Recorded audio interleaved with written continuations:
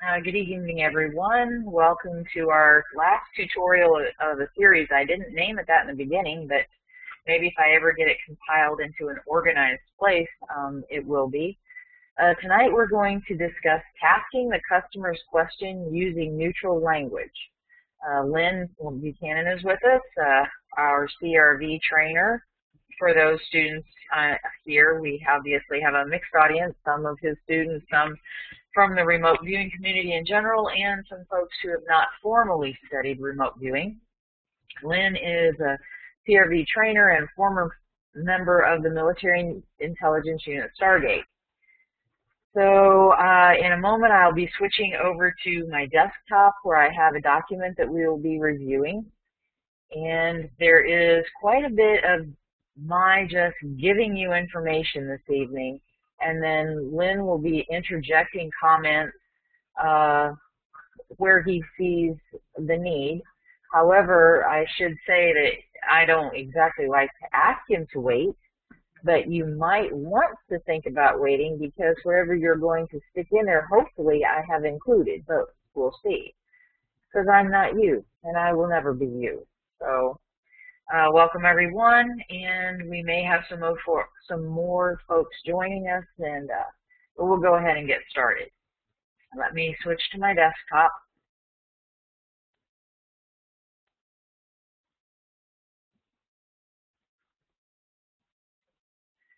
And so now you should all be able to see this. Enlarge it a little bit or center it up. But and a lot of this is taken part and parcel from Lynn's training, which we get throughout our study with him, and it's many sources. Whether or not we're sharing in session, whether or not it comes from our manual, from participating in his e-groups online, these are little gems and snippets that I've put together from various places. Taking the entire parapsychological process, no matter what form it takes, to its most basic elements, it consists of only three parts. The tasker, who is the person who has a question. The source, that undefined and hotly debated source of the answer. And the conduit, the person who finds the answer and delivers it to the tasker. In parapsychological work, it is rarely possible to place controls on the type of questions one will receive. The tasker, for all general purposes, cannot be controlled. We do not even know what the source is, much less are we able to control it. We are left then with only one part of the process which can be controlled, which is the conduit. In the case of the CRV, or controlled remote viewing process, that conduit is the CRVer, and the controls are the processes with which the environment in which he/she works. Blind tasking in controlled remote viewing, CRV, was initially developed as an information gathering tool for use by the military intelligence. Tasking is the term for the question posited in a remote viewing session by the customer. Tasking is not the same as front-loading, and for the purpose of this tutorial, the focus is geared toward tasking with a brief ending statement about front-loading. The customer could be an archaeologist, a business person, or a law enforcement officer, or anyone, anywhere who has a question that cannot be answered using the normal five senses. If it could be answered with the normal five senses, a remote viewing session would not be needed. Neutral wording. In the operational or application setting, special problems arise when the tasker, or the customer, I just made a word. Tasker. There we go. Somebody's got their mic off. I don't know who that is. Or mic on. Is not aware of the information source or have erroneous understandings of the CRV process and what it cannot do. A neutral word is one which has only a dictionary meaning and which implies no other value, which imparts no information, emotions, implication, or hints about the target. Remote viewers are not given actual tasking information or question that the customer wants answered. It is not normally possible to have words which are neutral in value because every word contained in a person's vocabulary also carries the emotions, memories, etc. of the situation in which that word was learned. Besides that, a single word, having been learned in different situations, may not impart into the listener the meaning with which it was spoken. In normal situations, the only neutral words a person ever hears are words they have never heard before and for which they have no learned definition. Even then, the situational context in which the word is encountered will usually keep it from being neutral.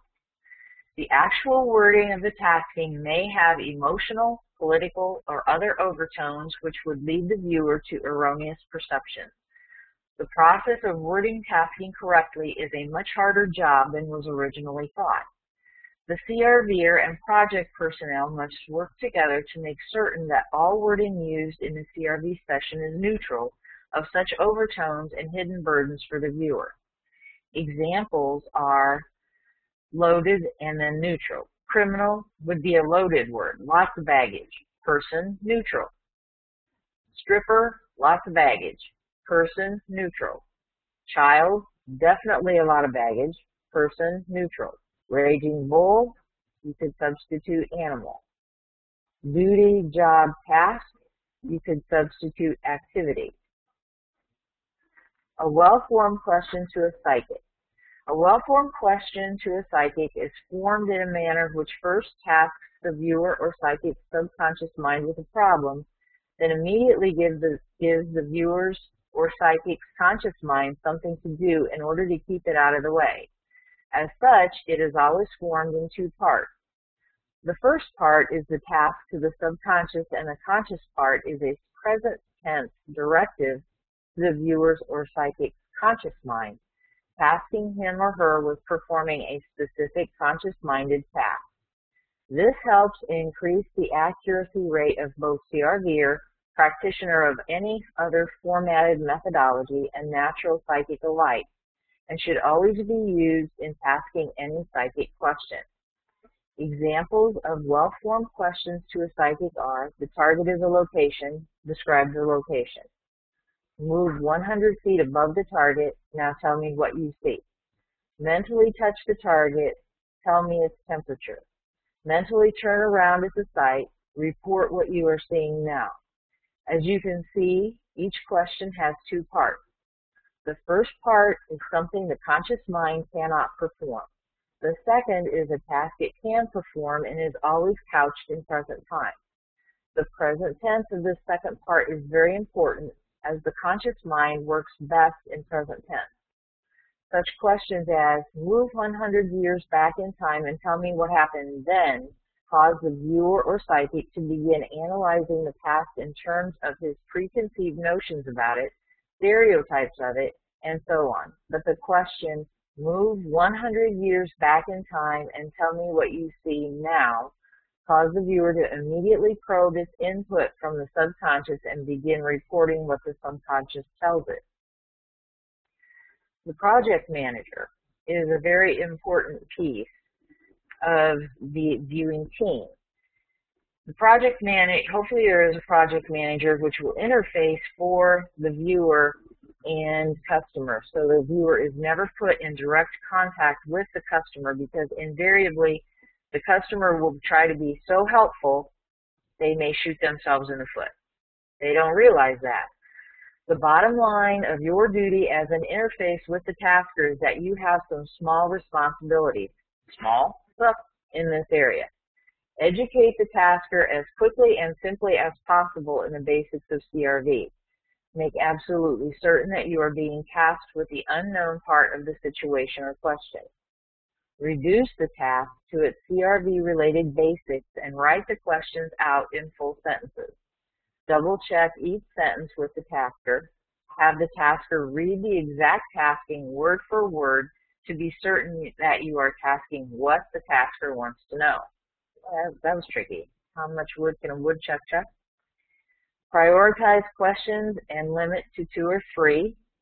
Evaluate session results with the customer and retask as appropriate and or requested. And when I say prioritize questions and limit to 2 or 3, that in and of itself A viewer should only be given one, maybe two questions. I'll let Lynn talk about that afterward, after I present, because I've seen session projects where there was just massive questions and it becomes extremely overwhelming. So anyway, we'll save that for discussion. Tasking interface. The tasker is usually emotionally wrapped up in the need to find the answer to his or her question. As a result, he or she will usually be as helpful as possible, wanting to explain what is known and what is suspected, unwittingly provide contaminated information, and will drive AOLs and stray cats in the viewer, must interface with the project manager in these situations. Some examples of types of taskers. One role of the project manager is to work with the customer to determine the actual question to be passed to the subconscious. There are several types of taskers. One who will not tell you what is wanted, often trying to hide the real question by replacing it with one which will indirectly answer the real question. They think they're helping you. For example, they may ask, describe the person Mr. M met in the bar last Saturday night. You work the session to find the information to deliver the answer. You are met with a bewildered response from the tasker who informs you you didn't provide the information that he or she really needed. Lengthy questioning reveals that what she really needed was some information which would tell whether or not the conversation between that person and Mr. M was plans for a company stock split. There is yet another kind of tasker who will decide that you are to be tested before you can be trusted. This tasker will give you a test question to see how good you are. Usually, these questions are of the I'll hide something and you find it type. They will ask you to provide information on what is in their desk drawer, or describe a picture on their wall, or give details about an event which are already known to them. And in general, this type of person will not be satisfied with the answer, no matter how accurate and detailed it may be. That would be one. I always use the classic example, my classic. You, instead of naming a cupboard, and they're looking for the word cabinet in your session, describe the cupboard, describe the cabinet. That way you're not naming it, and that way they get the picture of it, but it satisfies the answer to their question better. Lynn will probably address that too. This may sound ridiculous, but it has happened so many times in practice that it has earned a place in the Horror Hall of Fame. The tasker will often give an outright lie as tasking. I once worked 5 viewers, this is Lynn, for full 5 sessions each, getting nothing but garbage and contradictions, only to find out that the tasker had tasked us to describe facts about a crime which had never occurred. When confronted, the tasker replied with a straight face, if you were really psychic, you would have known I was lying. Thank you very much. Massive multiple tasking. For the great majority of viewers, a single tasking question should be given for each session. If any other information is found which answers any of the other task questions, the analyst can note it and place it into the correct frame of reference. The MMT is a tendency of almost every tasker. They try to ask for the answer to every possible question, every possible ramifications of those questions, etc.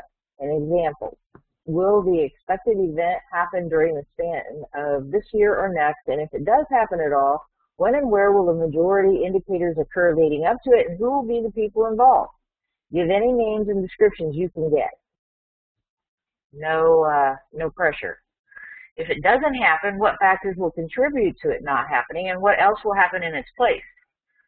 When tasking like that is received from a customer, 3 steps are required. 1, separate the tasking into single, intelligent questions and weed out the questions which are either superfluous or which should be tasked by some other means other than controlled remote viewing. Call the customer and check your revisions with them. See how many of the questions you can get rid of. Number 3, see if the tasker actually knew what question he wanted to ask in the first place, and educate him to what tasking style is needed in the future. If he refuses to comply, do not take tasking from him again. 4, if you still wind up with multiple questions, rank them as to which are most important, check this one with the customer, and make a logical session work schedule in order to give each CRVer only one question per session. Paradoxical tasking, oops, I kind of got my bulleted there. Paradoxical tasking is our next area, and that's tasking for information about a future event with the intent of preventing it. The result of paradoxical tasking is to make the viewer's perceptions wrong. The best way to explain paradoxical tasking is to give an example. You are grilled or you asked by the police to describe the location of a criminal at 9 p.m. You describe Joe's Bar and Grill. At 8 p.m., the police arrive there and hide in the bushes to be prepared to catch the criminal when he arrives. At 8:30, the criminal arrives and is apprehended on the spot. At 9 p.m., the criminal is in jail. Everyone is satisfied that you have done your job. Thanks to you, the criminal was caught. However, your subconscious mind isn't happy over the turn of events. It was made to be wrong. The criminal was not at Joe's Bar and Grill at 9 p.m. He was in jail. It is logical to assume that the subconscious mind would have foreseen this and given a description of the criminal's 9 p.m. location as a jail cell. However, if the subconscious mind had given that as a location, the police would not have known to go to Joe's Bar and Grill, would not have apprehended the criminal, and the criminal's 9 p.m. location would not be the jail cell, but would instead have been the bar. Either way the subconscious mind performed, it was destined to be wrong. The subconscious mind does not take these things lightly. Many taskings of this sort, and it will begin to refuse to work under such circumstances. After that, the viewer only produces garbage in any situation where paradoxical tasking might occur again. Paradoxical tasking can ruin your viewers. The solution to paradoxical tasking is simple. Change the tasking in such a way that it will not cause a paradox. For example, in the above case, the tasking could have been changed to, the target is the location where the police will be able to catch the criminal if they act tonight. The front loading, which would then be given to the viewer, would be, the target is the location, describe the location. Tasker analytic overlay. It is usually the case that the tasker has a feeling or an idea about the unknowns of the task. Extreme care must be taken to make certain that the tasker's ideas are not expressed in the actual text of the question. Example, my daughter is missing. What does the man who kidnapped her look like? In this example, the tasking itself introduces information into the session that the viewer will have to fight. Loaded words would be kidnapped, the man, and possibly neither of those is true. However, if this wording gets to the viewer, it becomes a stray cat or analytic overlay, and the viewer will rarely be able to overcome. It is most often the case that the monitor or some other trained person will need to reword the tasking before the viewer is allowed to see it. The wording of the tasking should be as neutral as possible. Another example is, my patient is an anorexic 24-year-old female Caucasian, has vague and periodic symptoms of sclerosis of the liver, but no other symptoms of this illness are found. I think her problem is totally psychosomatic. Am I right? In this example, the tasking itself tells you what the doctor wants to find. It introduces so much additional information into the session that the viewer will find it impossible to keep a clear mind and be totally open to other possibilities. If such wording as this were to get to the viewer, there would be very little reason to conduct the session. Sadly, the customer, who rarely knows the mechanics of dealing with a viewer, will usually task a cat, or AOL. Another example, it would be destructive to tell a CRVer, yesterday evening a 6-year-old girl was gang raped, thrown in the trunk of a car, and kidnapped. Describe her present physical and emotional condition. It would be permissible front-loading, and front-loading, again, that's different than tasking.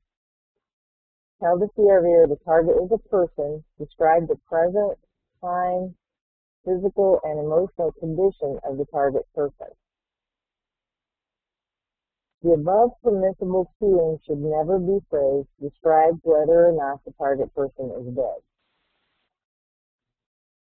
Now, a word about front loading, and this wraps up my text commenting, and we'll turn it over mostly to Lynn and for commentary, and then for all of you to ask questions. Neutrally worded front loading for the viewer never gives information about the actual target, which is pollution, but is designed to help the viewer focus their work.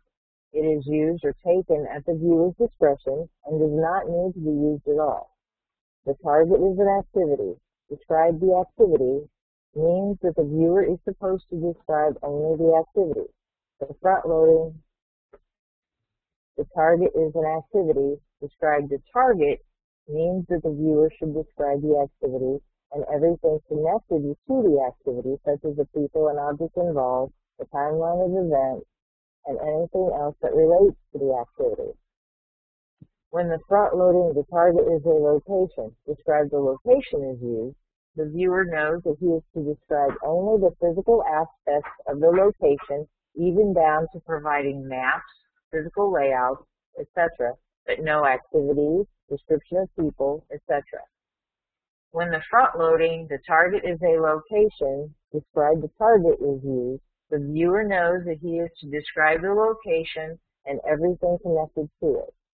In other words, the viewer understands that he is free to virtually roam about the site describing anything and everything he and she finds of interest, which has been coming up lately in our weekly Target of the Week practice session discussions. Lynn just reminded us, and especially a lot of the folks who come to our get-togethers, our working target for ARV practice and various and sundry other reasons, but we don't want bleed over between sessions. And if you're using move commands, it's good to center up on the actual target. So once per page, it's probably a good idea to say to move back to, I'm trying to think so I phrase it correctly, move back to the, not the actual target. Lynn will help me with that. And anyway, you need to move back to the original target that you were supposed to be working on. Even though it's fine, you can go over and look at the P&Es for a little bit, but come back, because that's not what you were tasked to look at. And as you're growing as a viewer, it's very important that you understand that you're there to learn, to view, to describe, to look around, to be curious, move in time, and so on. Develop your tools in your tool belt. But if you never train yourself to view the target that you are tasked, if you're always there just because you're out to have a good time, then you aren't using your potential as could be developed. You won't be the strongest viewer that you could be. So you need to maintain some due diligence and focus, and be a little bit strict with yourself, even though you are having a good time. Just keep that in mind. So with that, Lynn, I think I will shush and see what you have to say about all of this. Are you there? Yeah, what I have to say is I agree. You agree? You agree with the guy that wrote all this stuff? The thing is, when there's a lot of misunderstanding in remote viewing and psychic work and so on about the difference between pollution and front loading. And so because of that, a lot people also don't understand that there's a need for an intermediary. And, you know, if you're doing psychic work, if you're doing phone psychic work, that's different. You have to talk to the customer. And if you're doing face-to-face, sitting across the table, you have to talk to the customer. But it's the most ideal situation if you have an intermediary, because the tasker is all emotionally wrapped up in whatever question they have, and or whatever problem they have and need an answer to. And so just, I mean, even if you train a tasker to deal with remote viewers, they're going to sit there and pheromones in the room, are going to spread across the room anytime they talk about what's most important and all. And you don't want that to pollute the viewer. So if you have a project manager or an analyst or whoever that can talk to the customer and simply say, look, what are your questions? Okay, my questions are, where's the evil person who kidnapped this kid? Okay. Then the project manager or the analyst says, okay, do you know that the kid was kidnapped? Well, the kid's missing. Oh, okay. The kid is missing. So what we want to know is, where is the missing kid? And you have your intermediary work out all of the pollution, work out all of the suppositions of the tasker, all of the emotions of the tasker and all that, and then come to the viewer or to the viewer's monitor with clean questions that aren't polluted. And so after doing all of this, the project manager comes to, let's say, your monitor and says, there is a missing child. We need to know, the tasker had 30 questions, okay? We boiled it down to, where is the child and how is the child? What condition is the child in, Okay, and so then if you have the luxury of working with a team, you look in the database and you say, who's the best at describing locations? Now, who's the best at describing humans? Because everybody has strengths and weaknesses, and we have shown over and over and over that just because you're good at describing a location doesn't mean you're good at finances or people or business or archaeology or whatever. And so if you're lucky enough to work with a team, and if you get a chance, please do that, then you would say, okay, which viewer is best to answer question number 1? Which viewer is best to answer question number 2? You tell the monitor for question number 1, for the viewer for question number 1, there's a missing child, okay, and we're looking for the child's location, a description of it, maybe even a map or whatever. Okay, that's a little bit of pollution to the monitor. But then the monitor goes to the viewer and says, the target is a location, describe the location. Doesn't give any of that polluted stuff, but now the monitor knows what to look for within the session. Now, why do you say to the viewer the target's a location? Describe the location? Simply because it tells the viewer where to put their work. It's totally neutral. I mean, there are countless number of locations in all of time and space. And the viewer, the viewer starts doing the session, and they start finding, machinery or buildings or stuff like that. That's part of the location. They tell that. But then they don't spend an hour focusing on the machine to tell how it works and drawing you diagrams of the machine or drawing you floor plans of the building or whatever, because what they're doing is they're focusing on the location and just describing it. And so what you've done is you have saved the viewer from a 5-hour session when they could be doing it in 20 minutes, okay? And it's the same, the other question. The monitor for the second viewer would say, the target is a person, describe the person. Well, that narrows it down to every person who has ever lived, who lives now, or ever will live. And so, you know, it's not pollution, it's simply saying, when you get to the target site, you're going to find all kinds of stuff, but focus on the person. It tells you where to focus your work. And so the viewer goes into the session, they start finding land and water and everything else, and they keep going in stage 1, and they say, oh, there's a biological here. Okay. Describe the biological. They go into phase 2 and start describing the biological. They say the biological is human. Okay. Describe the human.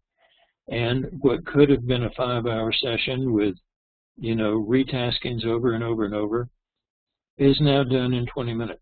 And you get your answer back simply because you've told the viewer where to focus their work. And that's all that is. If you have information in the front loading, it's pollution. Okay? And you don't want that. And so you want to use neutral words, words that are so generic as to be neutral. And, okay, the target's an activity. Describe the activity. Fine. I get there, I find buildings, I find people, I find everything else. No, my job is to describe the activity that's going on, so I don't spend 2 or 3 hours going and focusing on the flowers in the field and focusing on the buildings and so forth. Anyway, that's the difference between front loading and pollution. As far as tasking goes, that is what the customer's question is. When the viewer deals directly with the customer, listen, that viewer had better know how to deal with pollution, because you're going to get it in massive amounts. And you're going to get the emotions of the tasker, you're going to get the presumptions of the tasker, and so on. And so whenever possible, if you're a viewer or if you're a psychic or whatever, and no matter what you use, whether it's CRV or some other methodology, see if you can get an intermediary between the tasker and the viewer.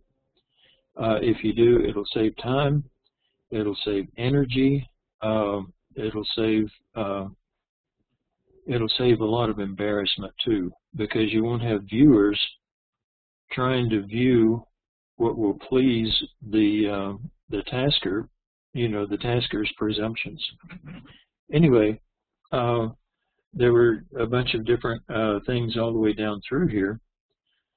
First of all, does anybody have anything to ask about the difference between tasking and front loading?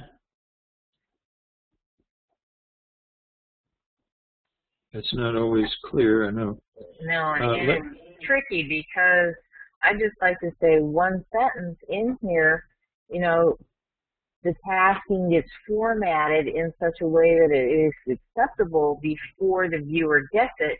But in other situations, we're told the viewer should never get the tasking.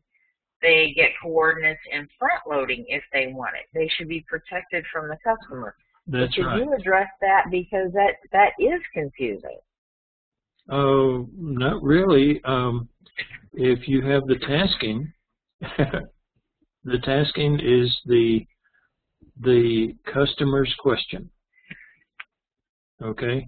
And the customer, if you let the customer talk to the viewer, they're going to give all the presumptions and everything else. Right. The front loading is the neutrally worded, boiled down thing, and you know you're going to have the target is an activity, the target's a location, the target's a human, the target is a once you get into the more advanced things, you can even get the target is a purpose. Describe the purpose, okay? Now, these take advanced viewers and all, but they're totally neutral. You have no idea whose purpose, what the purpose, or whose location, what the location is, where the location is, and so on. And so you want to keep pollution away from the viewer. But why, I've always had this question. Why should the viewer ever see any tasking at all? Because they work alone. They should not see any tasking at all. But if Right. they work alone and they have to work with a customer, oh, listen, everybody is always saying, oh, don't give me front loading because that's pollution and it drives me crazy. Right. If that's so, you're never going to be able to work with a customer. Well, in getting experience in remote viewing, you have to slowly and sometimes very painfully teach yourself how to work in spite of pollution, because there are times when you get exposed to a customer. All right, now I think just to clarify that, I'm going to use a little active listening and teach back here as we do in my world, in my real job. All right, so that clarified it a little bit for me, because I'm so used to now thinking in terms of project management, if at all possible, and not a viewer working directly with a customer. That's when they would be exposed to the tasking. So the next step, and I have actually said this to people before who I know are working with law enforcement on their own because they've been approached, and they're given all kinds of information, and they're asked to go for numbers and all kinds of stuff. And I tell them, first of all, just throw up every hard stop you can think of and get them to just be quiet. Just shut up. I hate to phrase it like that. Before they start giving you all this extra information.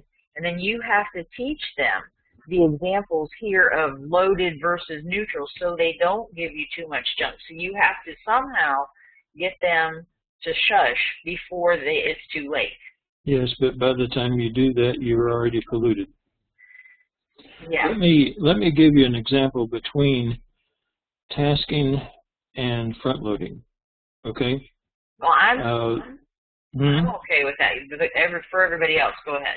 Well, yeah, let me give it in your terms, nursing terms, okay? Okay. I'm in the hospital, lying in the bed. You come in and you say, how are we today? You know, I don't know how you are, but listen, here's how I am. My foot hurts. It's burning. It's on fire. It's just, and it's just, you know, beyond anything I can stand. And my foot is just killing me. Okay? Now, that is pollution. That's me giving you my assessment.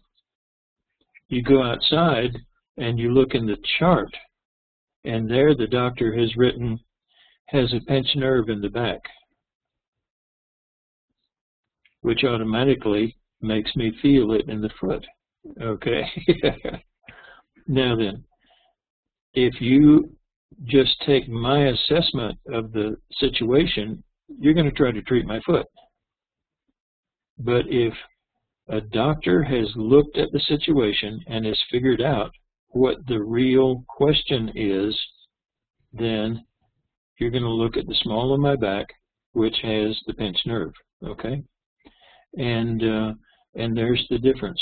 The customer will tell you how they're affected by it. They will tell you what they think. They will tell you their assessment of the whole deal and all that. And yet, if you get a cool-headed intermediary between the customer and the viewer, the cool-headed intermediary is going to say, okay, the real question is this. Now, let's put that into a neutral term before we give it to the viewer. Did that help the distinction any? Yes, but now I need to interject okay. the disclaimer. We are not treating people medically in this webinar. No, this was tutorial in any way. an example of situation that you thought as that would be wording that I would relate to, but I need to make sure everybody understands we are not working in medical terms or treating people medically in this webinar. I would hope that everybody got that at the beginning, because, put it in as an example in nursing terms. Yes. But I could put it in an example in real estate terms, in, car repair. Somebody comes in with their car. Oh, it's going oot-wah, oot-wah, oot-wah. Well, that's going to pollute the mechanic to looking for sounds and all that. Whereas if you have one mechanic say, okay, show me, and actually deals with the customer, they will come back and they'll say, I think there's a rock in the hubcap. And so having that intermediary gets rid of all of the customer's emotions and presumptions and everything else. So if you can possibly do that, I mean, if you're a psychic and there's another psychic in town, team up, okay? Help each other. Don't compete with each other. Help each other. And see if you can set up a situation where the psychic or the viewer does not have to deal with all of the pollution of the customer. You'll be glad you did. Okay. Was there any questions? I can't see the chat. I can see the chat. I can see the chat, and we do. Adeline, thanks you, says nice analogy. I have but so far, oh good. Deborah, go ahead. Yeah, I have a bunch of them. Okay. Oh boy. First of all, I've been doing a few, being a project manager, so to speak, on a few things this year, so learning by trial and error. And my first question is, when you're recruiting viewers, so you want viewers to participate in your project, the challenge is that sometimes they want to know if this is something they're going to want to work on.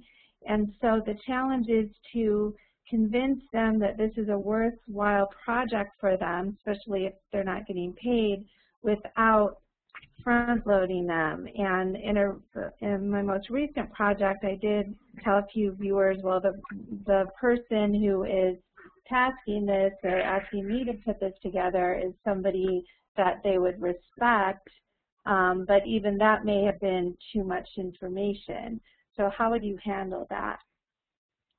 Okay, generally what I do is if I have a new viewer who, well, if it's one that I've taught, I have generally analyzed and made notes to myself of what they will and won't work on. But let's say one of Dave Morehouse's students comes in and wants to work on a project. I will generally say, they'll say, well, what is this project about? And I will generally say, what kind of project do you not want to work on? Oh, I don't want to work on blood and guts and all that. Okay. And then I make that assessment for them. This is not one of those targets. Or I tell them, well, this is one of those targets. And so if you don't want to work on that kind of target, then I'll call you when I have a scientific target or something like that. And I keep notes on all of this, keep records of it. But generally the question to ask them is, what kind of target do you not want to work on? And then give them an assessment as to whether this is that kind of target or not. And be honest, I don't want to work on blood and gut targets, murder and mayhem and all that. And you think, okay, well, this is a missing child. So you tell them, this is not that kind of target. And as the project goes on, you find out that the child has been mutilated and there's blood and guts. Well, you have to be honest with the viewer. They say, I don't want to work on emotionally negative targets. Okay? A missing child is an emotionally negative target and has a chance of being blood and gut.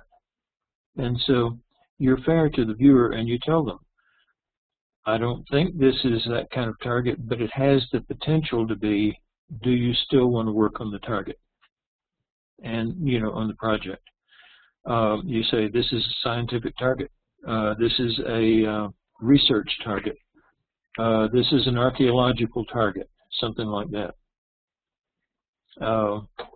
And you can tell them that and still remain neutral. You wouldn't say, oh, this is an underwater, you know, this is a ship that went down in the 1800s laden with gold and we're trying to find it. You wouldn't do any of that. You'd simply say, this is a thing that we're looking for and we're looking for its location. Let's say this was a case where I wanted to get some viewers who usually, let's say very experienced viewers. Like let's say, now this isn't the case, but let's say the President of the United States said, I want you to run this project and find the best viewers. So let's say I wanted you or Teresa to view, but usually you would be not really interested because you're already experienced or maybe you charge or whatever. So how would I convey to you that this ultimately would really be something you wanted to participate in?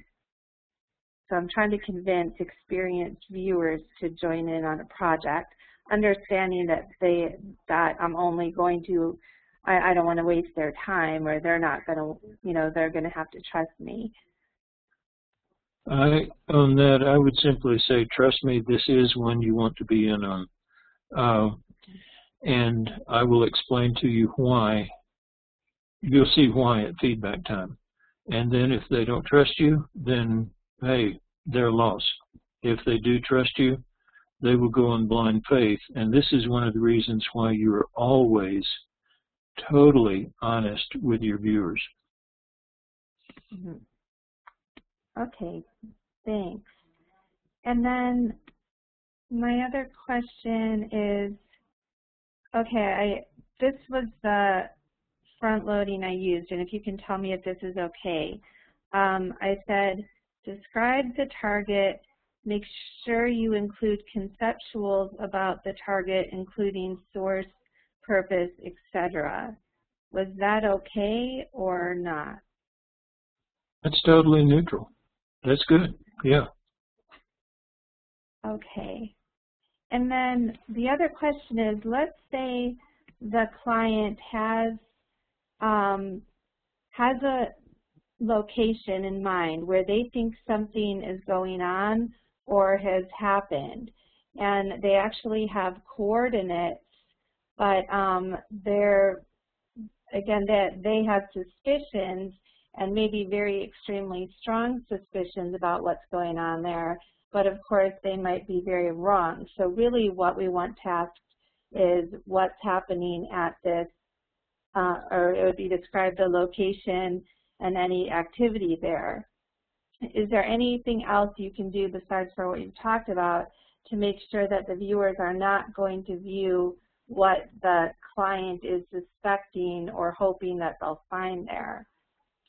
There's a really good example of this, which was the first, one of the first official remote viewing ever done for the military. They gave a test. There was a signals transmission facility in, I think it was Virginia, out in the woods, and they gave that as a target to a remote viewer, and they gave the coordinates, and the viewer found this place that was not anything like that, and it was you know, they thought the viewer had failed, but then when they checked the coordinates, they found out that the viewer had described exactly what was at the location they provided. Now, as a intermediary, as a project manager, it would be, you know, the guy says, okay, I have the coordinates. Okay, the intermediary or the project manager would say, are you wanting to find out what's going on at the suspected location, or are you wanting to find out what's going on at these coordinates, because there may be a difference? And the project manager would say, maybe whatever you think is going on has moved to somewhere else. So do you want us to focus on the activity, or do you want to focus on these specific coordinates? And when you get the customer to say these specific coordinates, then fine, that's what you give them. That's what you task the viewer to. If they say, well, I know something's going on, I want to find out what it is, and I think it's at these coordinates, then you say, okay, we're going to describe the activity then and not worry about the coordinates. And I know there have been, well, one time I heard about what Joe McMoneagle had done. Skip had gotten, just grabbed a folder out of the practice target filing cabinet, and when he read the coordinates, he read them wrong. And so Joe worked the session, and at the end of the session, Skip said, well, I'm sorry, but you've totally missed the target. And he showed him the feedback picture, and Joe said, no, I got the target, you got the wrong envelope. And Joe was so certain that he had gotten the right target that he said, no, I didn't make a mistake, you did. And I thought, man, should I ever get that good? You know, I would never be that good and all. And a few years later, I forget, I think it was Paul or Ed or somebody was my monitor, and they showed me the feedback and said I had missed the target. And I looked at it, and without even thinking or remembering anything about that story about Joe, I said, no, I got the target, you got the wrong feedback. And what had happened in that case was somebody had put the wrong feedback into the right envelope. And so the coordinates that were on the envelope were not the coordinates for the picture that was inside. And so when somebody says that they have the coordinates to give you, that's where the project manager suddenly has to come up and say, wait a minute, what is the question you are asking here? Okay, and of course the project manager has to do that all the time. People will ask questions and try to hide the question from you. I think that was covered in this paper here. I know we've had many generals and so forth who would ask us to describe an activity, and when we would describe it, they would come back and be confused, and they'd say, well, you didn't tell me what I wanted to know, because what I wanted to know was whether they're going to be successful at that activity, because what I'm interested in is the follow-on activity that would have to have that activity successful. And we say, you know, then why didn't you task us with what you wanted? You know, and so taskers, like Teresa said, generally have to be trained. But if you have a good project manager, they will know to stop and say, wait a minute, what's your real question? And this, one of the red flags that happens for a project manager is when the viewer, when the tasker, the customer, says, I have the coordinates. That's when the project manager, the hair goes up on the back of their neck and they say, wait a minute, what is your real question here? So I hope that answered in a roundabout way what you were asking. Yeah, yes, it did. Thank you. And then my next question would be, let's say you've already given the coordinates to the viewers, you've already gotten started a bit, and then you realize that the tasking wasn't ideal. I know you really wouldn't want to do this, but is it a problem if part of the way through you change the tasking? I know that's not ideal, but is that going to ruin everything if you're going to reword the question a little bit because you saw it wasn't the ideal way? Not necessarily even what you give the viewers, but just in your tasking question. Yeah, what a lot of project managers and so forth will do is they'll let them finish that and then say, okay, I have another question for you. What I do, I am a firm believer in you have always got to be honest with the viewer. And so I will just go to the viewer and I'll say, look, I messed up. I gave you the wrong tasking, or I gave you the wrong question, or whatever, and thank you for working the session, but it's my fault that you got the wrong thing, and so, you know, scratch all that. We have another task for you. And I'm a firm believer in you've got to be honest with the viewer. Because the viewer's subconscious mind is going to know when you're lying anyway, or when you're tap dancing to get away from the blame or whatever. So be honest, yeah. And then my final question is, what's the best length of time to give as a deadline?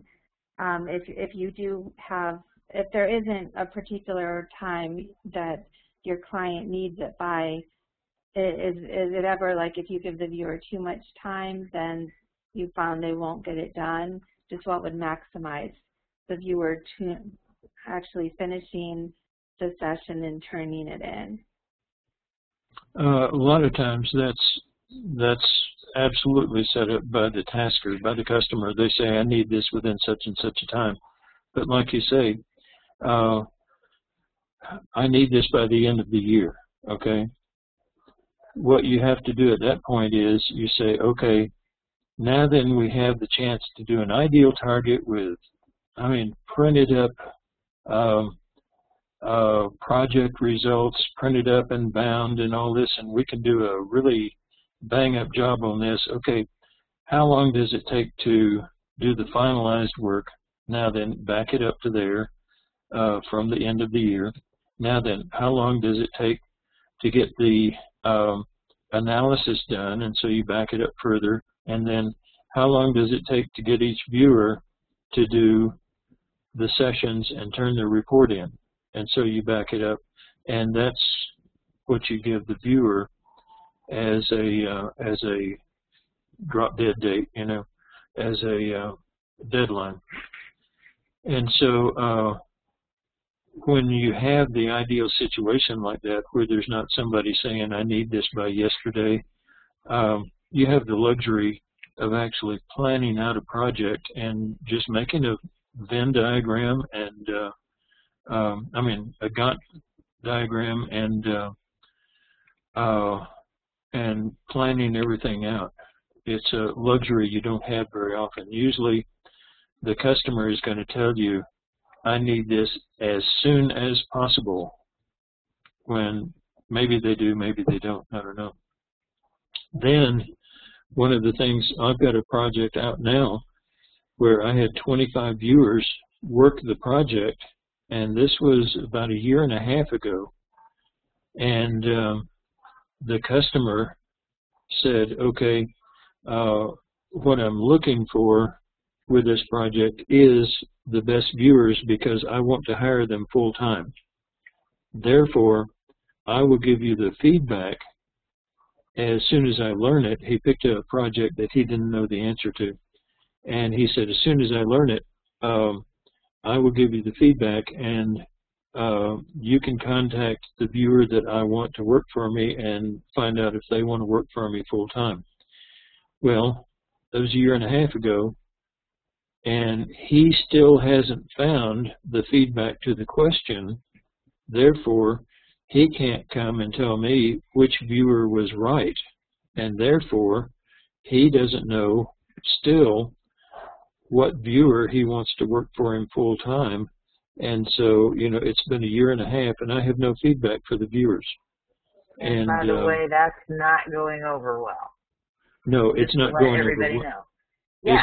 It's not going over well at all with the viewers.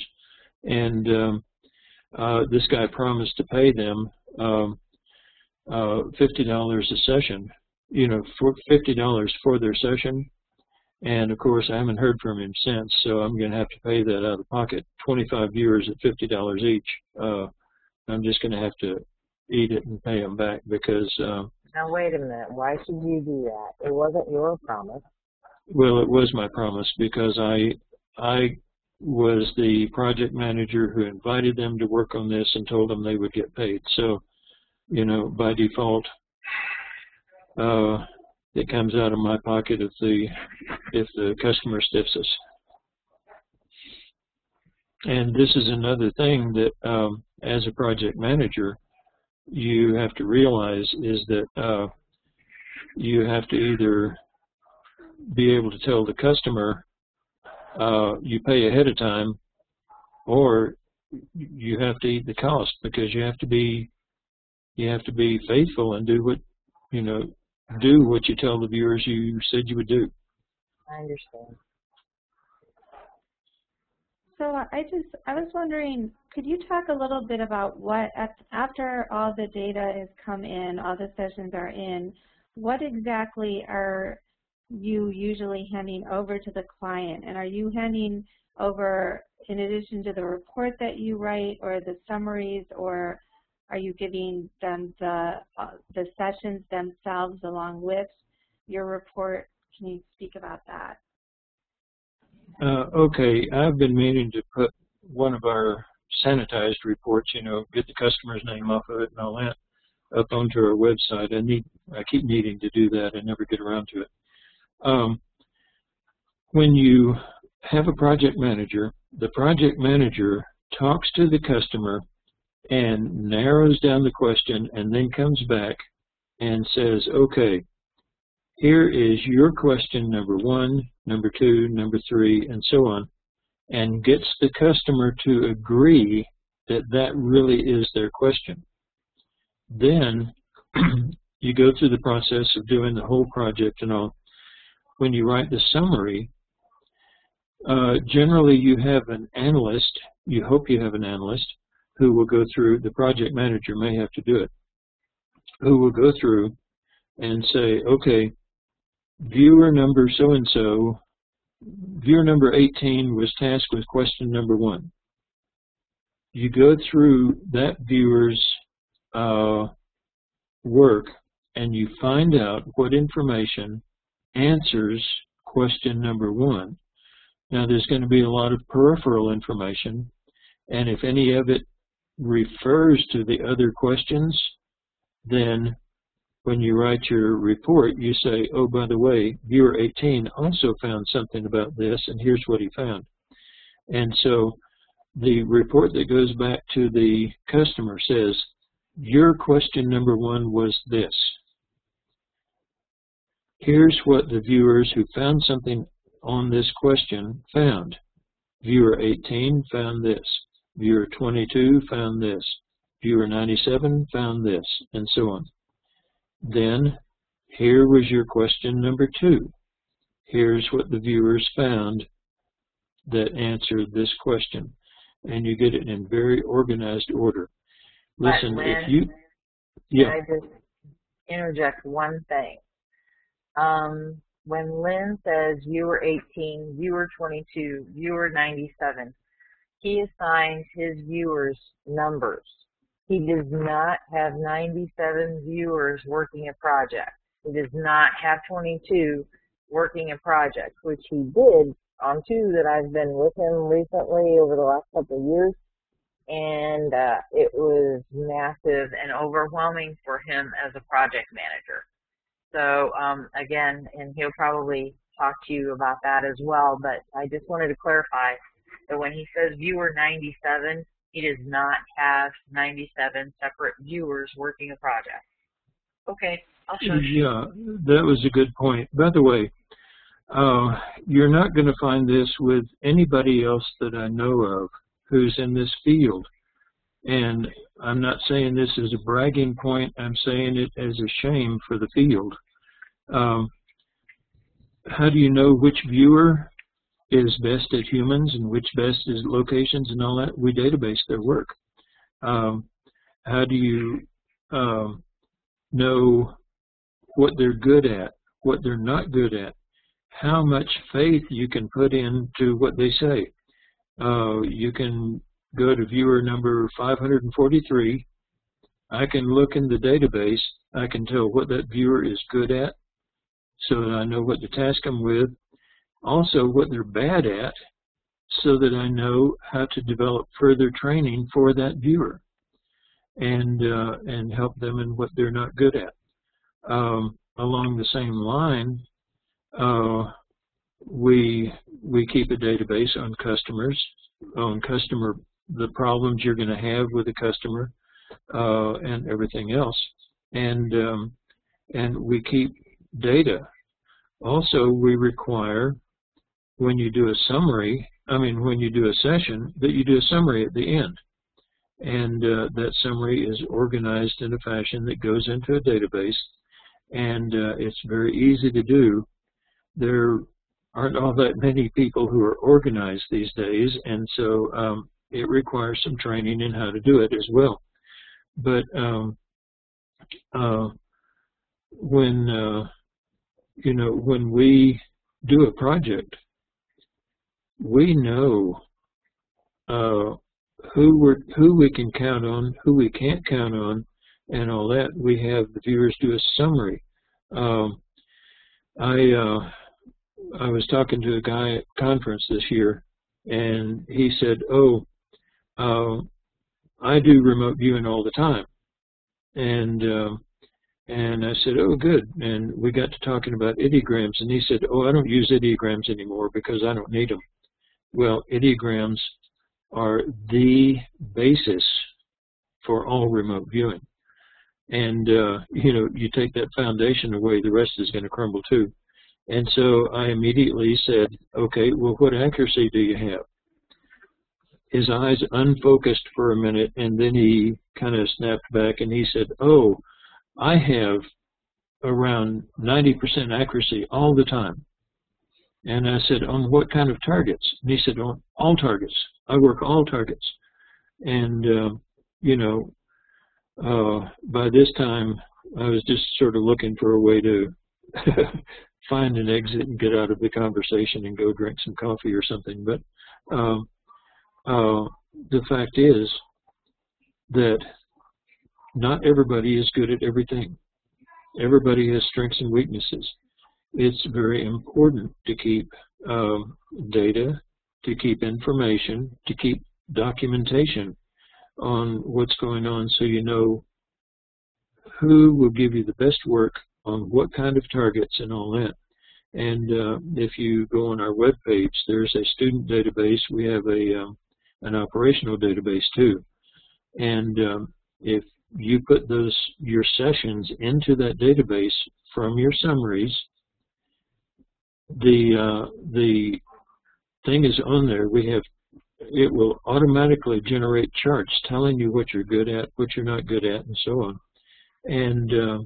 And so nobody else is doing that. And I'm not bragging about the point that we do it. What I'm saying is it's a shame that nobody else is, because it's a necessary part of making this into something that will go into the modern day business world, into the modern day scientific world. Deborah, you do scientific targets. If you could back up all of the findings with hard data, think how much more acceptable the remote viewing work would be if you could simply do that, show charts, show graphs on each viewer and say, we know that over the last 1,000 sessions, this viewer is good at what we tasked. It would lend credence to the work that you're doing. And anyway, I'll get off that soapbox, but the fact is that it's a shame that nobody else is doing this, that none of the other teachers are tracking their students or even teaching their students how to track their own work. Okay, I'll get off the soapbox now. That's the purpose of the registry that I'm hopefully going to go live with. I'm finishing tutorials, and I had lots of things going, but that's one of the purposes of the registry. And so anybody who uses viewers who are participating in it, and it will have some pretty stiff rules and some strict guidelines, and it will be blind. You know, nobody's gonna have any information about any targets. They'll be assigned ahead of time, encrypted, and so anybody who wanders along and wants to see results and graphs and so on, we'll hopefully have a few. All we need are viewers who are willing to participate and do so in a manner that follows the guidelines so that it's standardized. Yeah, and here's another point that Teresa had brought up earlier.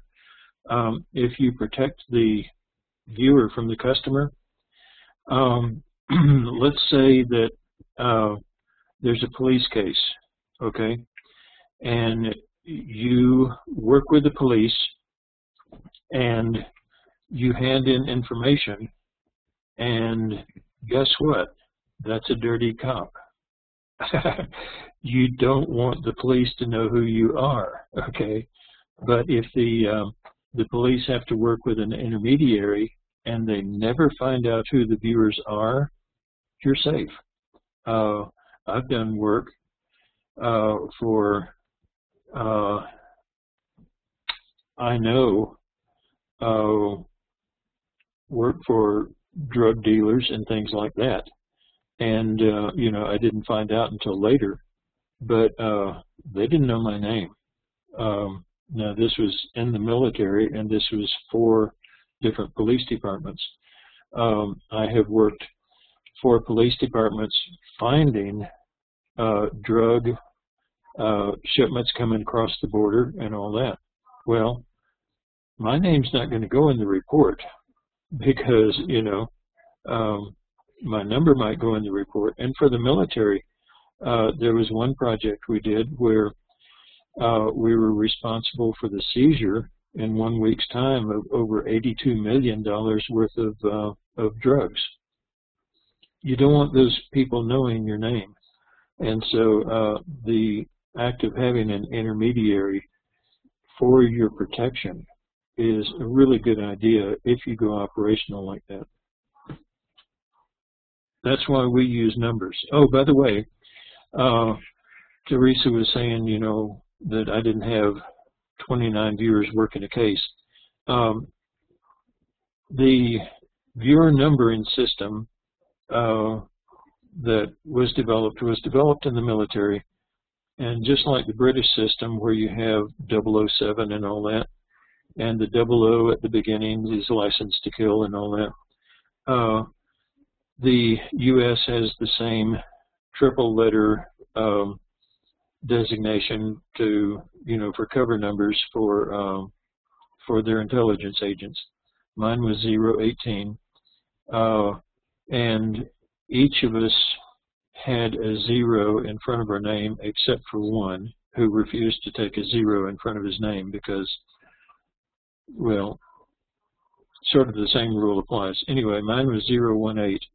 And so when I started teaching students, I started teaching in members of the White House staff, members of different agencies and all that. We started them with 102, 103, 104. One of our viewers would not have a 0, so he took 101. but we started with 102 and on up. And right now, we're at 793, I think it is, something like that. And so we have a one-up number for each of the students that we teach.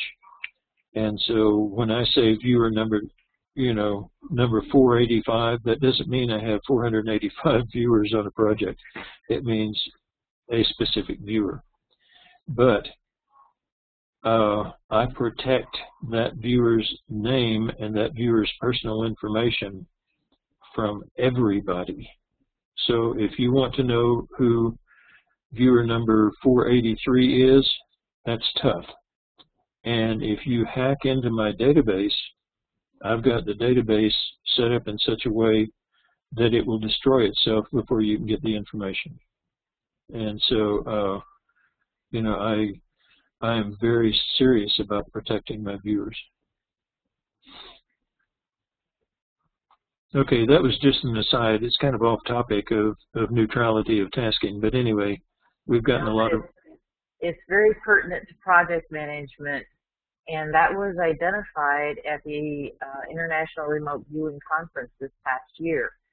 And I was told, I was not there, but they're all very important and valid points. Thank you. Yeah, all of this stuff is interwoven. I mean,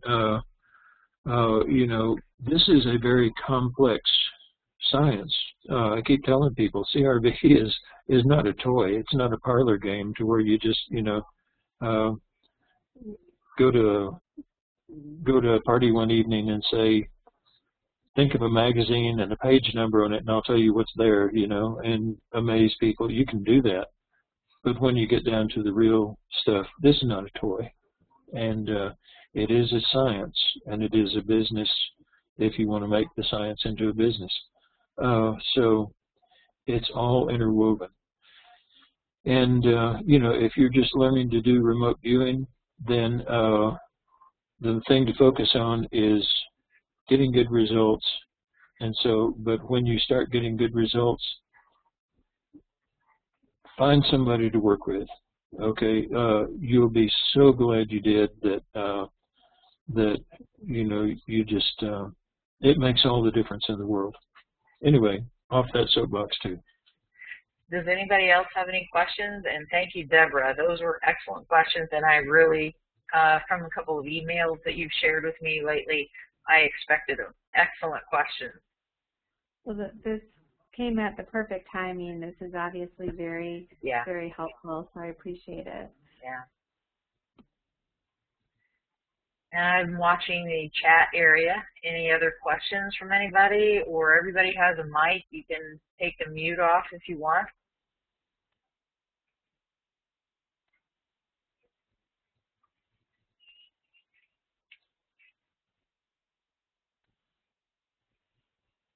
Wow.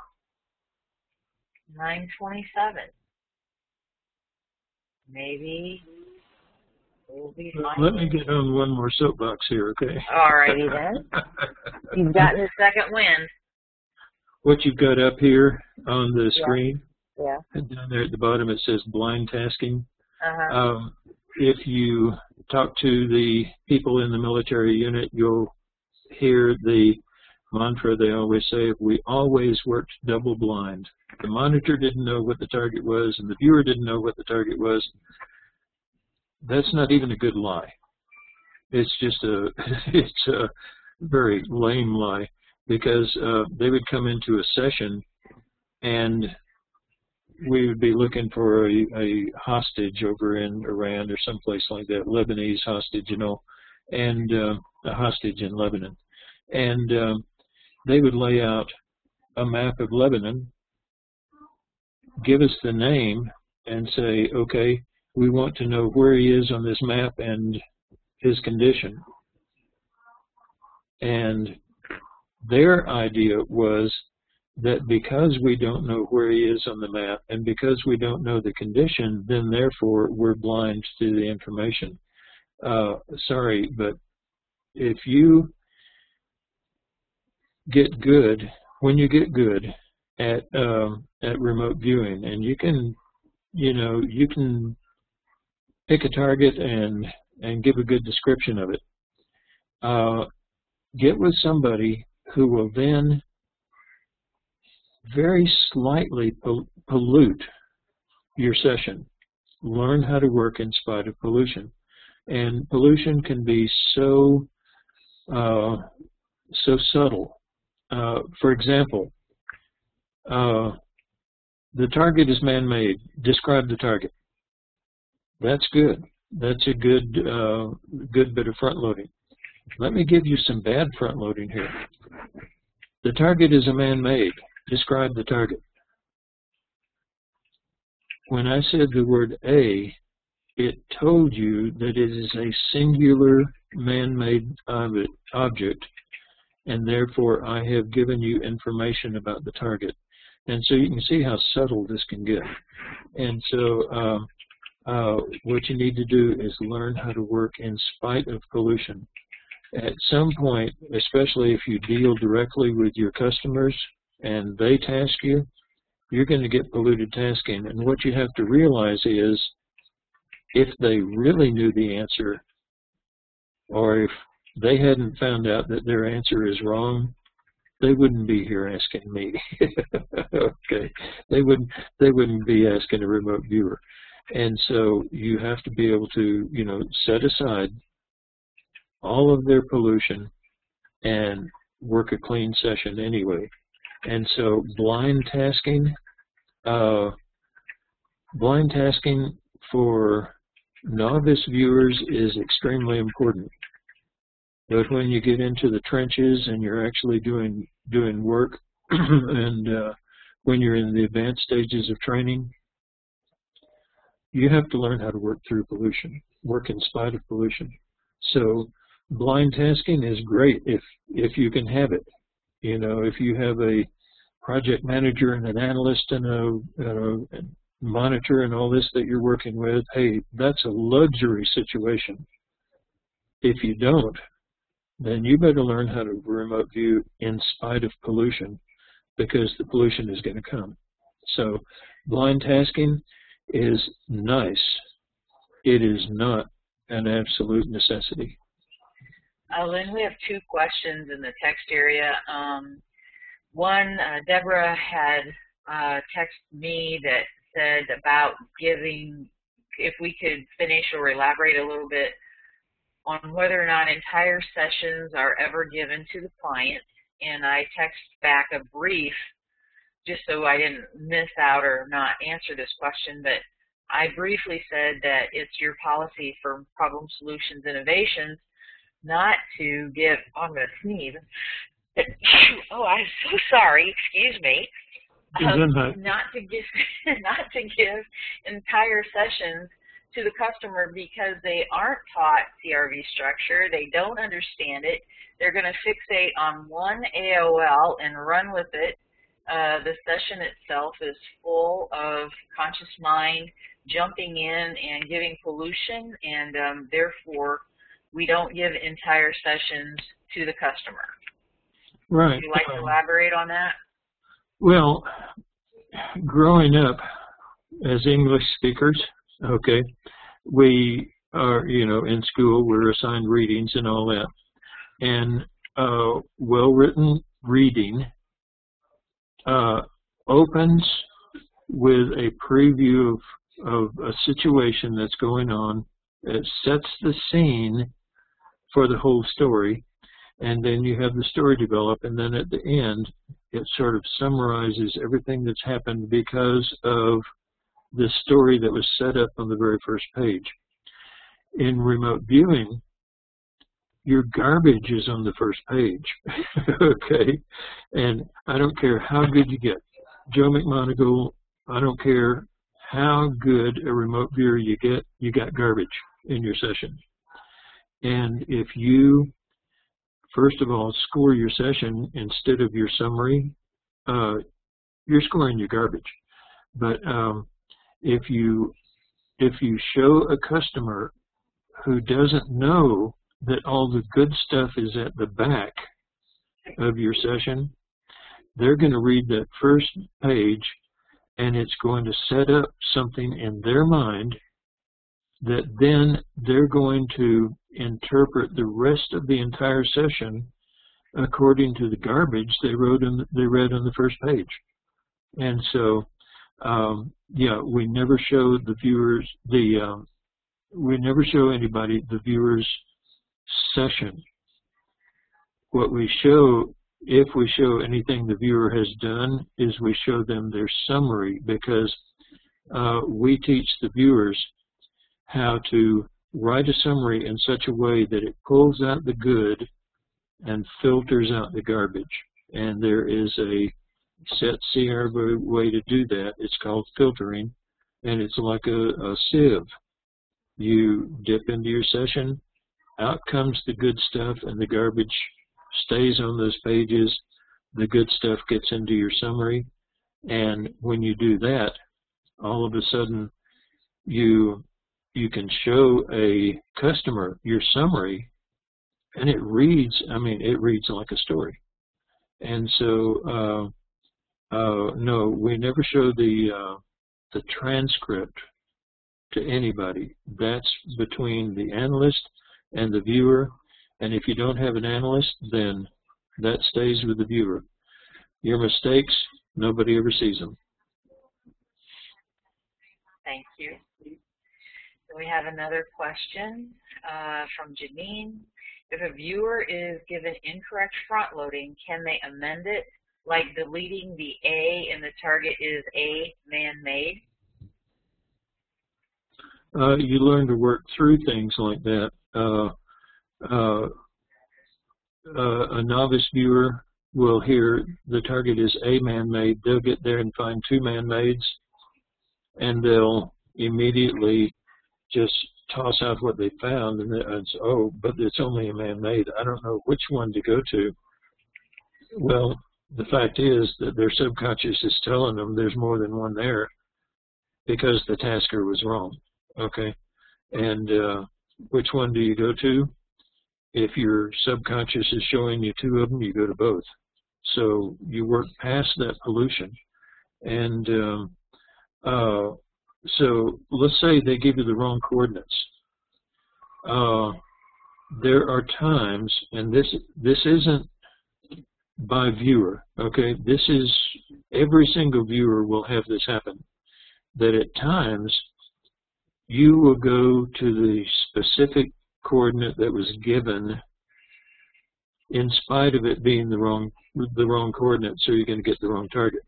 There are other times when they'll give you the wrong coordinates and you're going to blow that off and just go to the target. And we have kept data, we have done everything, and it seems to just be by the mood you're in that day, you know, or by how you feel about the customer, or how you feel about the tasking, or the monitor, or whatever. And we have not found any logical thing that will say this viewer always goes to the target and never to the coordinates, or this viewer goes to the coordinates and never to the target. It seems to just be sort of the mood you're in that day. It's like the little kid, you know, saying, you know, running through the house with a knife, and the mother stops him and oh, but you said don't run through the house with scissors. You know how kids can be, and the subconscious mind can be the same way. You know, you told me these coordinates, then that's what you're getting. Or at other times, you told me these coordinates, well, I'm going to go to the target. I don't care what you said. And as far as we've been able to find, it's just sort of the mood for that day. So can you get the wrong coordinates or the wrong tasking and go to the right target? Yes. But you can't depend on that every time. Sometimes you'll go to the wrong one because that was the one that they tasked. Then we have another question from Amy Cass. Hello. Unlike my sister Deborah, I am new to CRV. I am a professional clairvoyant, though. to distinguish between reading the target and reading the project manager or the client's feelings, ideas, desires. Can the project manager do something specifically to ensure what she knows about the situation isn't passed along psychically to remote viewers? This is a perfect example of why you need to be able to work through pollution, because I can guarantee you, no matter how squeaky clean the process, there is always some amount of pollution that gets through to the viewer. Even if, let's say let's say you have a monitor, and the monitor has watched the morning news, and there's been an explosion of an oil field or something like that. And that day, the project manager comes in and says, the target that the target that the customer wants is the reason for an event. And the monitor says, oh, I wonder if it's that explosion in the oil field. When he goes into the viewing room with the viewer,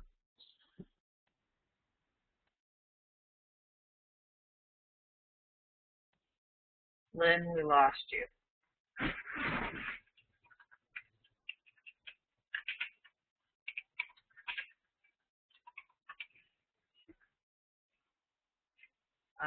Lynn, we lost audio. If you can pick up on the fact that I'm talking and I'm talking at the same time that you're talking. Also, I just texted it in. There we go. Whoa. Stuttering microphone there. We've got some flashing mic icons. I'm going to sneeze again. Great. Lynn, Pre-Gesundheit. Oh, good. You're back. We lost you. Gosh, I was going to make a note about where you trailed off and where your audio died. Okay. Basically, what I was saying is that that anytime you have other people involved besides the viewer, some amount of pollution is going to creep through, even if it's only a tiny, tiny bit. Which is actually, we lost you right when you were saying if the monitor takes that information into the viewing room. Oh, if he takes it into the viewing room, he's going to have it in the back of his mind. And even though the monitor may be trained to get all that stuff out of his mind, it's still back there. And anytime the viewer says something about bright orange, oh, I bet it was the explosion, you know. And it's going to be there. And like I say, pheromones going out into the room are going to pollute the session. And so this is why it's extremely important for a viewer to be able to just ignore everything. And the rule in remote viewing is you get an impression from your subconscious mind, you write it down, and you move on. And you don't take impressions from anywhere else. In the medical apps class, there is a tool that we use that's called, for lack of a better term, Mongolian writing, and in it, it's an advanced use of ideograms, and in it, you have an ideogram for, let's say, an activity. You're in the middle of the session, and you put in the ideogram for activity, and you do that consciously because you're asking someone at the target what's going on. And then you immediately get 0 in your mind. So, yeah, I mean, you don't even, if a bomb went off in the room, you wouldn't hear it. You get 0 in your mind, and you focus only on what's coming back from your subconscious mind. Another ideogram will come back telling you what's there. You write that down, you take that information, and you ask another question with an ideogram, and immediately an ideogram comes back, which is the answer. And this is a tool that's used for medical applications, but it's also used for very advanced work on any kind of target. But anyway, the ability to totally zero and not pay attention to anything going on in the room and pay attention only to your own subconscious mind and what it's telling you is a thing that you probably won't reach for many years of practice, practice, practice. And it's also one of the most valuable things that you can get for accuracy in your remote viewing. Lynn, I had a couple of thoughts about, since we're working with a brand new student here. Let's see, where did that, let me go back up. For Amy's question, as a professional clairvoyant, I want to stress that we are establishing site contact and getting information about the site, and the project manager is not part of that target site. And if, as a professional clairvoyant, I understand she is now learning to separate these two activities, and she doesn't want to read the project manager, does she need to set that aside in her set-asides? You can, but the pollution's still going to be there. Yeah, and it's a good idea to set it aside, at the beginning of a session, and, I got an impression from my monitor or from the project manager that the target may be such and such. Set that aside, get rid of it, get it out of your mind, and say, that may be it, maybe it's not it, I don't know, but I'm going to find out for myself. And then you go into the session clean. But the pollution will be there, and yeah, it's a good idea to set it aside with the realization that it may come up again during your session. You may get something and you say, oh, I'll bet the project manager was telling me what the target was, and I'll bet he's right, and so you have to set it aside again. You have to learn how to zero yourself. Thank you. Then Deborah has another question. Says, this pertains to our virus research project that won the Workalier Award, which came from the International Remote Viewers Association, where we are still needing to have more scientists rate viewer sessions. From a research perspective, if we write up a report and give just that to scientists, we could be accused of slanting the data. But if we just hand over the sessions, summaries were not complete enough, we'll run into the problems he mentioned. These are scientists we have had to find who don't even know what RV is.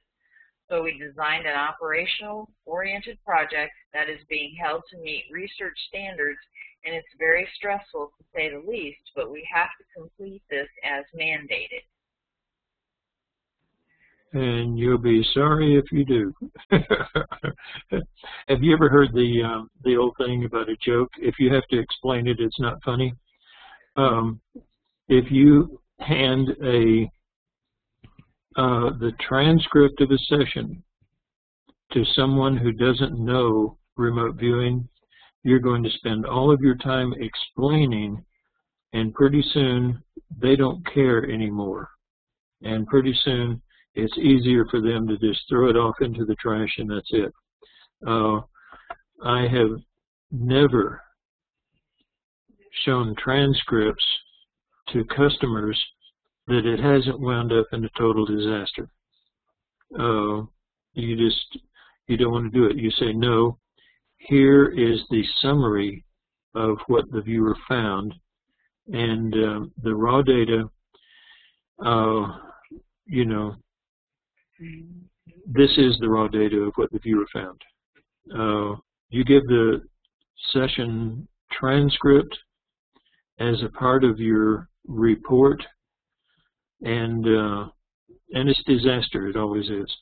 If I might stick my 2 cents in, Deborah, what you have just verbalized right there is one of the problems with inexperienced project management, and I'm not meaning to pick on you, and viewers who are not standardized.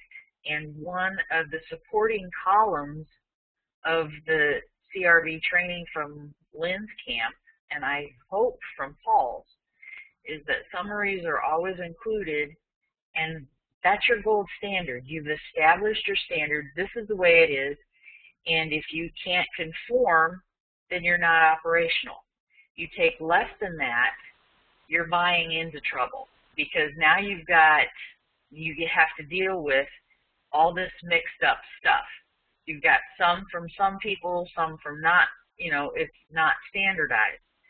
Some of it is going to start giving you problems, which you're running into, and it's all a learning curve, and God love you for trying. You have done a massive amount of work with that project, and I stood back and thought, oh, girlfriend, fasten your seatbelts, because, it's a very honorable thing that you're doing, and a very groundbreaking thing that you're doing, and you were very brave to do it, and I commend you for that. Brave is the right word. I think stupid is more the right word. But no, you're right. We did learn the hard way.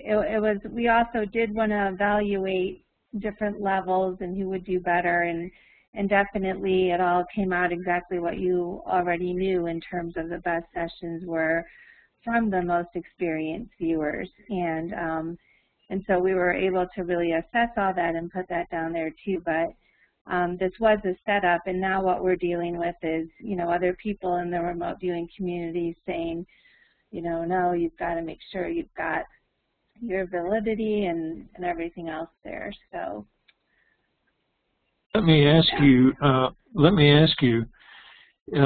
Let's say you're a chemist, okay, and you're working on a thing that finds out, for these viruses, which chemicals will do what for the viruses. In order to have this scientifically acceptable, do you have to have every single handwritten note of every single experimenter or chemist who worked on every single thing? No, you wind up with a chart of the results. Well, why should it be any different for a remote viewer? This is a science. We can have the summary of the results. We can find the results. That's what people are actually interested in. You make other information available if they want to go into it at greater depth, but the report doesn't need that. And as far as the community is concerned, listen, the community is so full of self-styled experts that one of the rules of modern society is experts never agree. And I have heard people, well, you can hear it on the different email list right now. If there is no feedback, then it is not remote viewing. Okay, so the police come in and they say, we want you to remote view where the next drugs are coming across the border. And you do your session, but then they don't give you feedback. Does that mean that you didn't do your session, you didn't do remote viewing? No. And people make these claims that sound like great sound bites, but they're just not true. It's just like, I'm sorry, but the remote viewing community today is about as organized and trustworthy as the internet. And that's sad. It really is sad. There are people out there who are in pseudoscience, and they will come in and they will exclaim with all grandiose authority what can and can't be done and what does and doesn't have to be done, and yet you say, okay, well, show me your data, show me that you've done this 100 times and show me the results. Oh, I don't need to because I know this, you know. And we're right back to the guy that was talking to me about how he makes 90% on a consistent basis viewing everything. There's nothing to believe, you know. And so when, well, even Ingo kind of chuckles about the fact that Ingo has said that you cannot remote view when you need to go to the bathroom or when you're hungry. And what we showed in the military unit over the whole time I was there at least was that Ingo can't remote view when he needs to go to the bathroom or when he's hungry. The rest of us had to do it a lot of times, and we did it with great success. You know, don't let the authorities get in your way of doing something good, okay? Because the authorities, they'll try to stop you. So don't worry about that. Thank you. But Lynn, that's why I frankly, number one, I don't have time to jump through the hoops that they put on that Workalier Prize. I'm sorry. Even a college advanced degree program that's geared toward adult learners, they make it user-friendly. We have jobs, we have kids, we have this, we have that. We have life. And the stipulations that's put on that Workalier Prize, they are not user-friendly. And her feet are being held to the fire, and I feel badly. I mean, I didn't design it, but I think that she should be commended for what she's done, not rubber stamped. But they need to lighten up on those standards. And that's not part of our discussion today, but I hear what she's saying. And now she's trying to work with all these mixed reviews and meet the standards in that prize, which is an operational project. And well, it's tough. Yeah, here we're back to the fact that there are 4 modes of remote viewing. You've got research, which developed it, that has all of its double-blind standards and everything else. You have training, where you give immediate feedback on everything that a student does. Then you have practice, where a student gets good at what they do, and then you have operations. And all 4 of those have different sets of what you can and can't do. And yet you go out on the internet, and who's telling you what you can and can't do? The researchers, the lab guys who never got out of the lab. And so, you know, and you know, it's just, it's a situation where each group that's in research or training or operations is going to tell you what you can and can't do according to what they normally do. I'm in training, practice, and operations. And you asked me about research. You know, researching CRV. I don't mean using CRV for researching other things. I mean researching CRV, and I don't know about it. And so I will refer you to Russell Tard. And yet Russell Tard, you ask him about operations, he will tell you the constraints of the laboratory. I was over in Ireland, and was on a radio show, and the subject came up about associative remote viewing. And so I said, okay, let's give it a try with your viewers. Well, that was the only morning drive show in Ireland, and it has like 100,000 listeners every day. And so we had, it wound up that 27,000 people participated in this ARV experiment to predict what a certain stock was going to do on a certain day. and they didn't know what stock. It was the Jerry Ryan picked it up out of his own mind. He didn't tell anybody. He wrote it down and all that. But he didn't tell his listeners what the stock was. And they predicted what the price of the stock was going to do. It was the largest ARV session ever done in the world.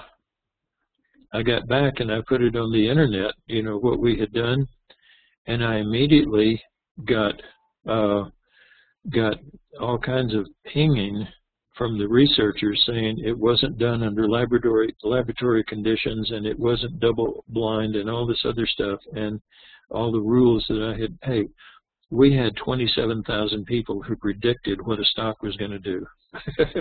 And okay, it wasn't not double blind. It wasn't double blind simply because we had told them what the three possibilities for the stock going up, going down, or remaining level. We had told them what the options were, and in laboratory ARV, they happened to do the same thing, by the way. We had said, you know, tell whether you're going to hear a bell, a dog bark, or a horn honk. And so we told them the three options. Now, Jerry Ryan didn't tell them what the three stood for. He didn't tell them what the stock was or anything. All they knew was that they were to mentally get into a quiet place. The first sound they heard, would it be a horn, a dog, or a bell? And then they were to call it in. They emailed it in, called it in, sent, you know, text messages and all that, and accurately predicted what it was going to be. And yet that wasn't good enough because it wasn't done in a laboratory, under laboratory conditions and all. And who cares? They predicted the stock, and yet I was shot down for it.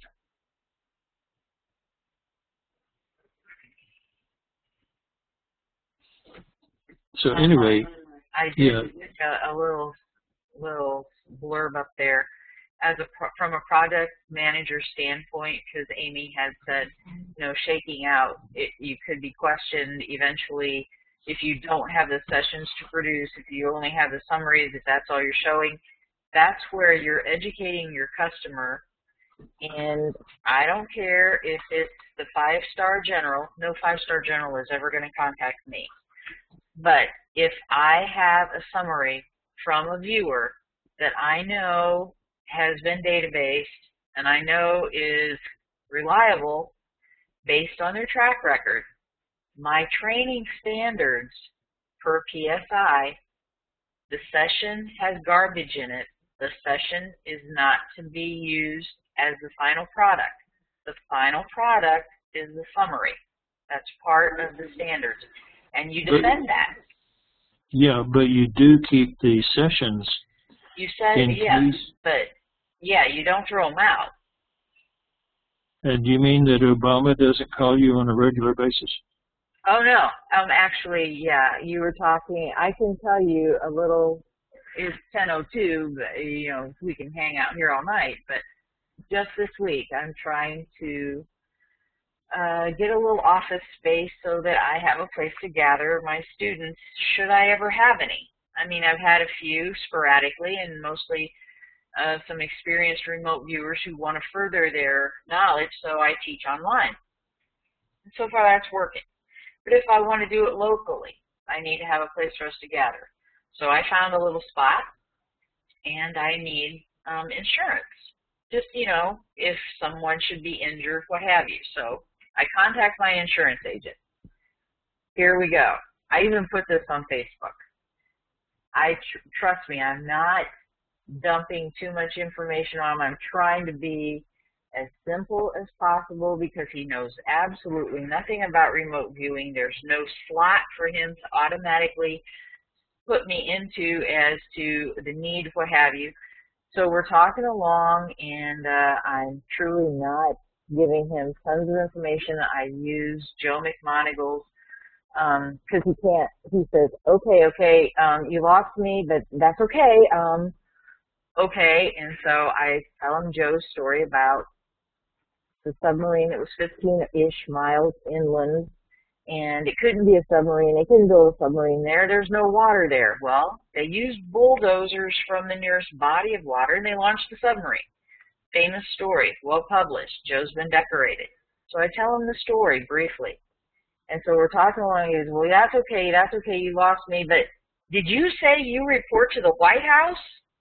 And I'm like, deep breath. No, I do not report to the White House.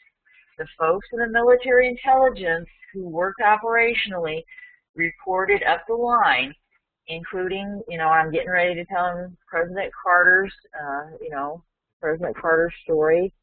And so he's like, okay. Anyway, President Carter had a folder with the name of the unit on it, so the next day the unit had a new name. So anyway, so he's like, oh, okay, you don't report to the White House. Like, no, I don't report to the White House. Okay, and, so we're... the rule applies.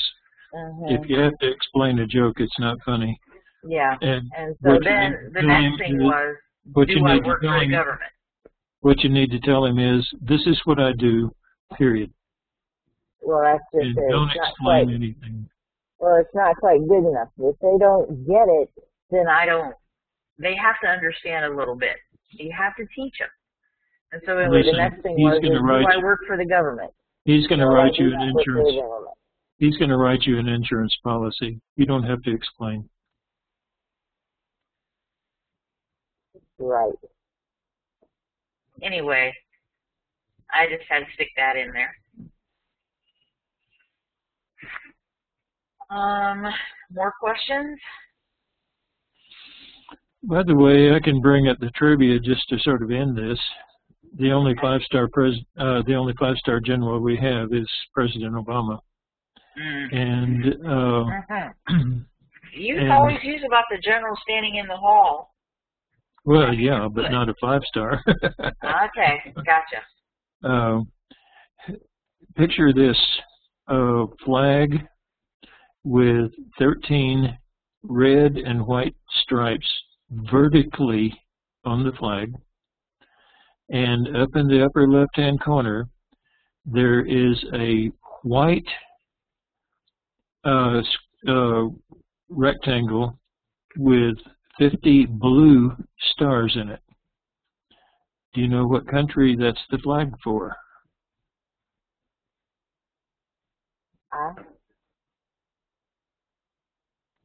United States of America? It's the U.S. flag, yeah. Yeah. The flag that we see with the horizontal stripes and the white stars in the blue background, that is the flag of the U.S. military. We have a military government with a five-star general as our president because we are at war. We are at war because the Civil War has never been declared over. And if the Civil War is ever declared over and we go back to a civilian government, we're going to have to change all those flags, have to change all of our flags. But we are a military government. Our president is the five-star general, and we are that way because the Civil War has never been declared over. Now hang on. Now we're going back to Betsy Ross and the flag. That was before aid. And she was making the flag for the military. All right. Well, we are not gonna. Excuse me. I hear you, but that is.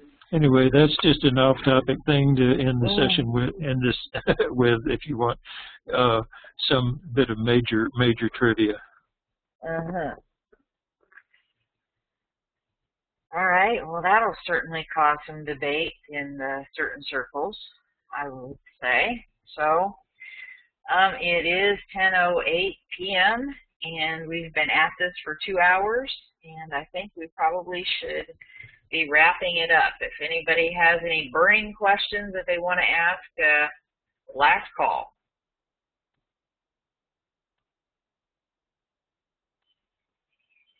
And with that, thank you everyone for coming. Thank you, Lynn, for all of your teaching, your guidance, your expertise in tasking the remote viewer. And let me go back up to the title there. Tasking the customer's question using neutral language. And with that, good night, Gracie. Good night, John Boy. You know, we really need to switch that backwards. I need to be Gracie, you need to be John Boy. Yeah. That's kind of wrong. That kind of confused the viewers. Good night, everybody. Good night. Thanks for being here. Stay tuned for the target of the week. They'll be posted on WebEx. I'll be assigning targets a few weeks in advance so you can start working them, work your move commands, take breaks, do maps, work your P6 tools, whatever it is at whatever level you're at. So anyway, stay tuned for more target of the weeks, but I don't foresee any more tutorials of this nature. I'm planning to incorporate some things during the target of the week discussions, if I think of them, if my local psychic sends an idea through. So anyway, with that, thank you, Lynn. Thanks everybody for coming. Good night. Good night.